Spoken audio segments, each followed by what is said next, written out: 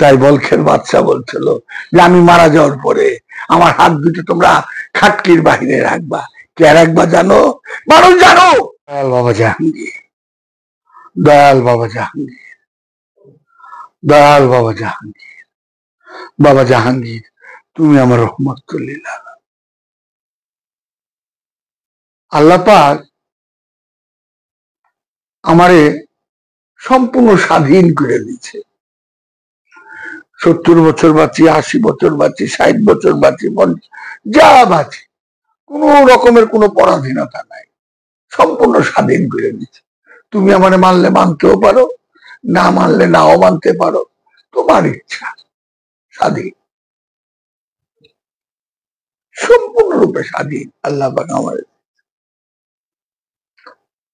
তো আল্লাহ পাক এই স্বাধীনতা দেওয়ার পরে আমার মহানবী তো জন্মের আগেই নবী, আদমের আগেও নবী। তা আমার মহানবী দেখেন চায় স্বাধীনতাটা একটু খেয়াল করেন যে স্বাধীনতাটারে কিভাবে পরাধীনতায় আনতে হয়। আল্লাহ পাক তো আমার স্বাধীন করে দিচ্ছি, কিন্তু মৃত্যু নামক একটা জিনিস আমার দিয়ে রাখছে। 70 বছর, 80 বছর, 50 বছর, 100 বছর পরে আমার মৃত্যু। তো আমার মহানবী সে কিন্তু আদমের আগেও নবী, আদম যখন ছিল তখনও সে ছিলেন। তো আমার মহানবী ঠিক তার যৌবন যখন সে হেরা হয়ে চলে গেলেন, এবং এমনি গেলেন না, তৎকালীন বিশাল সম্পদ সবকিছু মা খাদিজাতুল কুবরা সব ফেলে দিয়ে চলে গেলেন। একটা নির্জন একটা গুহার ভিতরে গেলেন 1500 বছর আগে। খেয়াল করেন তো, সবকিছু ফালাইয়া ফিয়া, নতুন বিয়ে করছেন, এত বিশাল কুরাইশ বংশের সম্পদ সবকিছু ফালাইয়া ফিয়া তিনি এক গুহার ভিতরে গেলেন। আজকাল সে গুহাতে একা গেলেও মানুষ ভয় পায়, একাকে কেন গেল? এটা কি আমার জন্য শিক্ষা না? না, আমার জন্য শিক্ষা না। আমার এই স্বাধীনতার জীবনটাকে যখন আমি আল্লাহর প্রেমে বা আল্লাহকে পাওয়ার জন্য যে পরাধীনতার শিকল, যে পরাধীনতার বন্ধন আমি আমার নিব, সেদিন আমি বুঝতে পারবো যে রহস্য কি। আপনি দেখেন তো, এত শয়তান, শয়তান কই? শয়তান ছাড়া কোনো কথাই হয় না। একমাত্র কোরআনে বলতেছে, শয়তান বলতেছে আমি আল্লাহকে পরিপূর্ণ বিশ্বাস করি এবং ভয় করি।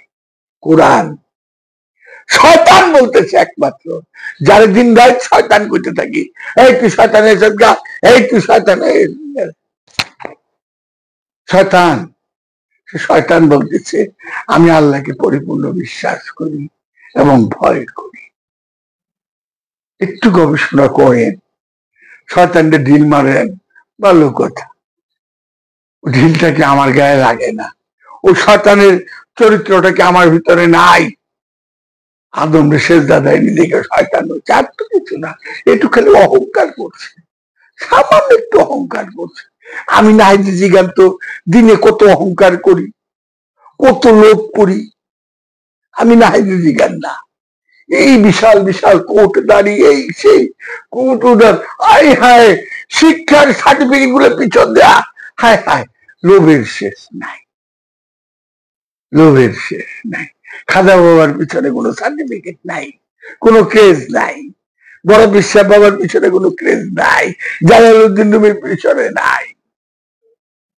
খেয়াল করেন তো, এই স্বাধীনতাটাকে পরাধীনতার মধ্যে আনার নামই হলো সাধনা। এই মুহূর্তে বাবা জাহাঙ্গীর বুঝতে দিল, সেটা স্বেচ্ছায়, জোর করে না, স্বেচ্ছায়, আইন দিয়া না। আইন দিয়ে থাকে না তো ভালোবাসা, জোর।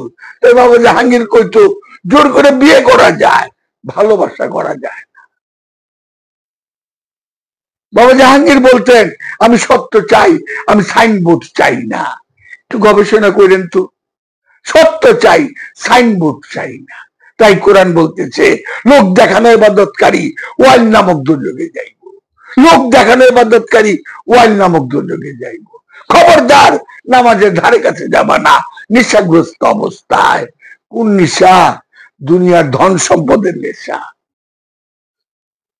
সারাক্ষণ দুনিয়ার ধন সম্পদের নেশা। চিন্তা করেন তো মাওলা আলীর কেমনে হত্যা করলো, গবেষণা করেন না কি অপরাধ ছিল মাওলা আলী? ইমাম হোসেন বাবার 70 জন হত্যা করলো, কে কেন করলো? এবাদত তো কম ছিল না, রাজনৈতিক ক্ষমতার মোহ, আমি রাজত্ব করি। তাই বলখের বাদশা বলছিল যে আমি মারা যাওয়ার পরে আমার হাত দুটো তোমরা খাটকির বাহিরে রাখবা। কে রাখবা জানো? মানুষ জানো সারা দুনিয়া আমি জয় করছি, কিন্তু আমি যাওয়ার সময় খালি হাতে যাচ্ছি। দয়াল বাবা জাহাঙ্গীর, দয়াল বাবা জাহাঙ্গীর, দয়াল বাবা।